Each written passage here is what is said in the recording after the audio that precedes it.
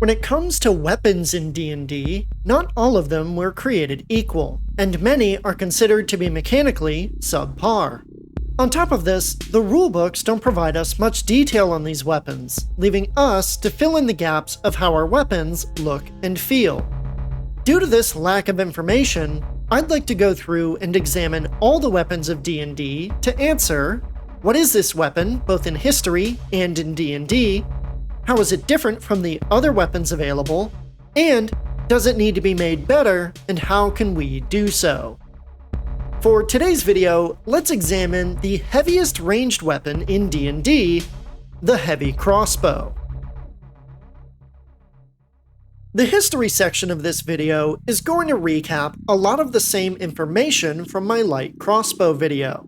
If you've already seen that video and don't want to hear the same information twice, feel free to skip ahead to my D&D breakdown using the timestamps in the description.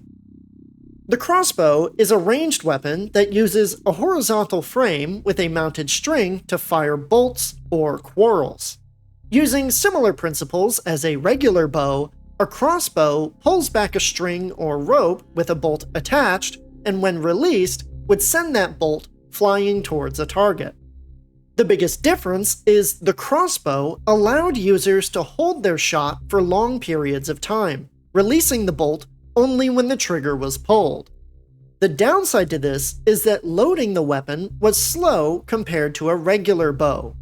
While lighter crossbows could be loaded by hand, heavier crossbows required the use of a windlass device to crank the string back into position after every shot. Historically, the crossbow is believed to have originated around the 7th to 5th centuries BC. During the Warring States period of ancient China, the crossbow was one of the primary ranged weapons used, with anywhere from 30 to 50% of armies being crossbowmen. After the fall of the Han Dynasty, crossbow usage began to decline in favor of traditional bows, with it falling further after the Mongol conquest of China. In Europe, a crossbow known as the gastrophates was described by the Greco-Roman scientist Heron of Alexandria in the 1st century AD. This belly bow was believed by Heron to have been used sometime prior to the 4th century BC, but other than that, evidence of crossbow use in ancient Europe is rare. It wasn't until the medieval era that the crossbow began to pick up more in popularity. Pictish imagery between the 6th and 9th centuries appears to show crossbows being used in hunting, but widespread military adoption of the crossbow would not begin in Europe until the 11th century. With the exception of the English, the crossbow was adopted by medieval militaries, as well as mercenary groups such as the famous Genoese crossbowmen of northern Italy. While slower to load and shoot than a bow, crossbows could be held at draw for long periods of time, and were as powerful as war bows at short range. This led to their use as siege weapons, where rate of fire wasn't as important as in open field battles. The heavy crossbow specifically became more prevalent in the 12th century with the invention of the arbalist. Larger than other crossbows of that period, the arbalist was often made of steel, allowing for greater force behind the projectile that could rival that of an English longbow. Unfortunately, these weapons were expensive to produce and slow to reload, requiring the use of a windlass or craniquin device to cock the weapon after each shot. This slow reload time showed, as a skilled arbalist could fire 2 shots per minute compared to a longbowman's 12 shots per minute. On top of that, even the heaviest of crossbows could not reliably penetrate plate armor. As seen in this video from Skallagrim, a crossbow loosed at 25 meters with a draw weight of 442 kilograms, 976 pounds for us Americans, could leave small holes in the armor, but would not penetrate the additional padding of gambeson. Sure, the wearer might have some nasty bruises, but they'll probably live. Crossbows were eventually replaced in warfare by gunpowder weapons in the late 15th and early 16th centuries. Early hand cannons had slower rates of fire and much worse accuracy than contemporary crossbows, but the arquebus matched the crossbow's rate of fire while being far more powerful. The 1503 Battle of Cerignola between the Spanish and French was largely won by Spain through the use of matchlock arquebuses, marking the first time a major battle was won through the use of handheld firearms. This led to further development of pike and shot tactics by European militaries, which would dominate Renaissance-era warfare. Eventually, as with most medieval weapons, the crossbow was supplanted by firearms on the battlefield by 1525.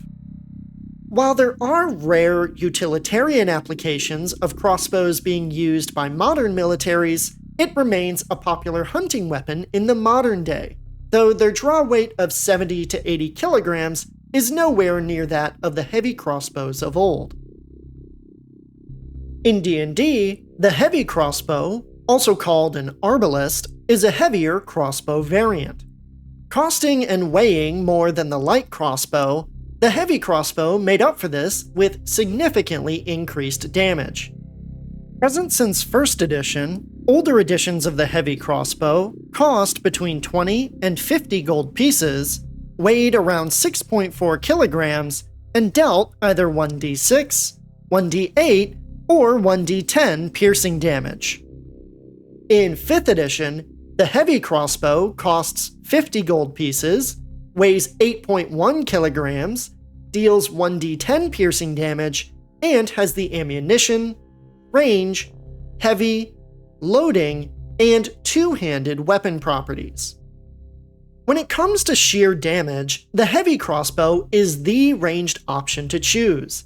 As the only ranged weapon to deal 1d10 piercing damage, this thing hits like a truck at any targets within 400 feet. This power comes with drawbacks, however, as seen in its weapon properties.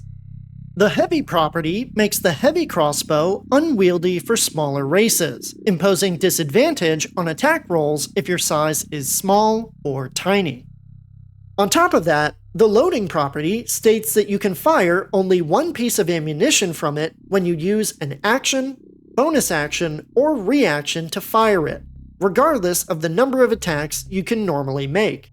So for classes like the Fighter and Ranger, they sacrifice a lot of their action economy just to do 1d10 piercing damage per turn.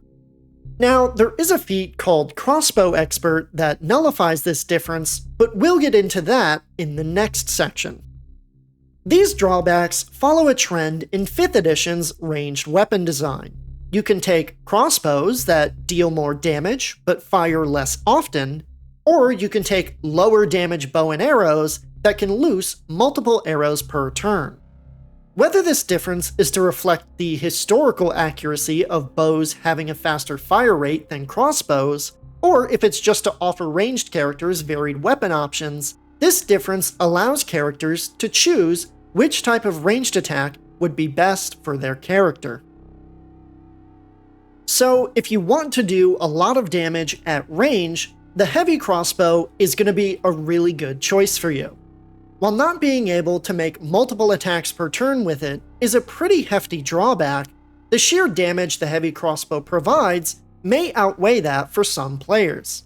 However, even with these distinctions already in place, I feel like the heavy crossbow is lacking a certain oomph to it. Picking a weapon just because it does the most damage is certainly a choice that players can make, but I want to see if we can add other features to it that give people more reasons to choose it than just damage. So, while we don't need to fix the heavy crossbow, let's look at how we can make it a bit more interesting in D&D. My first suggestion is to add a Cranaquin equipment piece that, when equipped, negates the loading property from the heavy crossbow. In 5th edition, this effect is normally gained from the Crossbow Expert feat, which, among other things, allows users to ignore the loading property of crossbows they are proficient with. Swapping this benefit from a feat to a piece of equipment lowers the relative cost of being able to use crossbows in this way, requiring a modest gold sum of, let's say, 20 gold pieces, rather than sacrificing an ability score increase or alternate feat option. The obvious negative to this idea is that it does remove one of the main reasons most people take Crossbow Expert. My opinion, however, is that if the majority of people are taking Crossbow Expert specifically for this one part of the feat, that ability is too necessary to be locked behind a feat, especially since feats are technically optional, meaning a dungeon master is within their right to not allow them at the table. All in all, though, this equipment piece would make crossbows more powerful for certain builds, while giving players a meaningful upgrade they can spend their hard-earned gold on.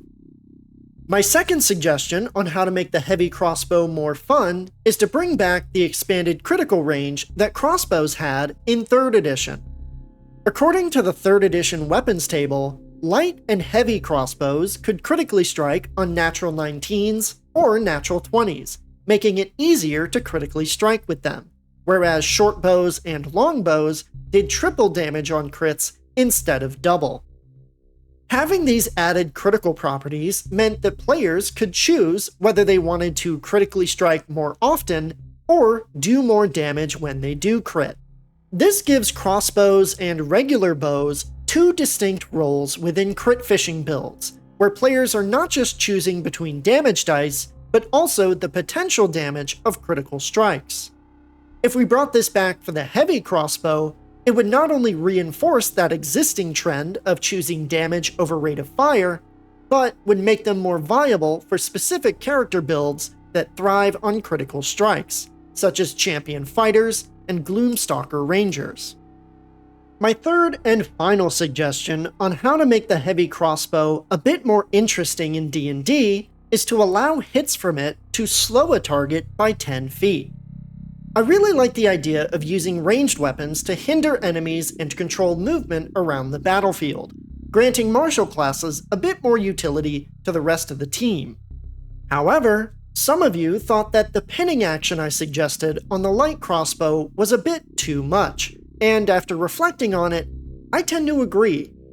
To see how this could be better implemented, I looked at the 2024 Weapon Mastery revisions, which included the slow property, which states that if you deal damage to a creature with the weapon, you reduce its speed by 10 feet until the start of your next turn.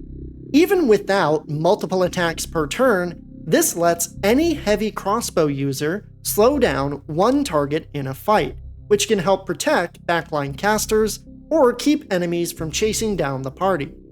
Plus, with the way it's written, it can't stack onto the same creature multiple times, so characters using a Craniquin or possessing the Crossbow Expert feat can't keep firing at the same target to nullify all of their speed.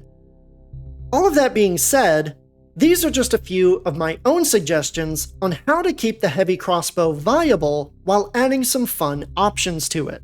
The heavy crossbow already has a lot working in its favor, and it doesn't really need these additional features to be fun and viable in combat. Plus, these aren't all the possible suggestions we could implement, as I do still believe that increased ammo variety can make all ranged weapons far more versatile in the game. However, the focus here is on making all the weapons of D&D viable and fun, providing players with meaningful choices that change how they interact with the combat pillar of the game, and I think that these suggestions help the heavy crossbow provide those meaningful choices. With that, we come to the end of today's video on the heavy crossbow. A devastating dex weapon, the heavy crossbow really sits at the top of the pack when it comes to ranged damage. Paired with feats like Crossbow Expert or Sharpshooter, it can allow characters to stack insane amounts of damage onto a single strike. By tweaking the loading property and granting it some battlefield control, we can give the heavy crossbow more of a purpose beyond 1d10 damage dice. However, what I want to know is, what do you think of the heavy crossbow? Do you think it's fine as is? Did you like some of the suggestions I put forward, or did you have your own ideas on how to fix the heavy crossbow in D&D? You can let me know down in the comments, or you can discuss it on the Alt-Roll Discord using the link in the description. If you want to support Alt-Roll, you can visit our Ko-fi to leave a one-time or recurring donation. And make sure to like, subscribe, and hit that bell icon to be notified when our videos go live. For now, that's all I had for you.